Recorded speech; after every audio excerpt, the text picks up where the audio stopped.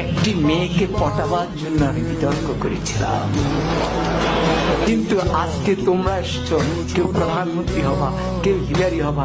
কি ভয়ঙ্কর মিথ্যা কথা! একটি মেয়ের চাহনি আমাকে যে প্রেরণা দিয়েছে, সেই প্রেরণা দিয়ে রাতে 2টা পর্যন্ত পড়েছি।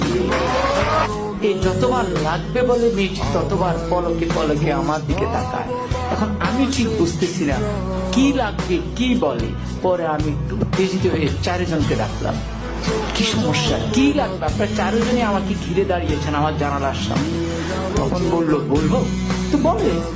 বললো, ভাই আমরা হিরোইন বিক্রি করি, আপনাকে দেখে মনে হয় দারুণ ভাবে আপনি হিরোইন ছিলেন।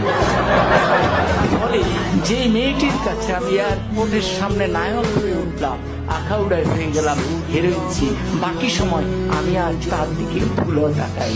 কিন্তু মেয়েটি ওই হিরোইনসি বলার পর যে মুস্কি হাসি দিয়েছে, সে হাসিটি আজও আমি ভুলিনি।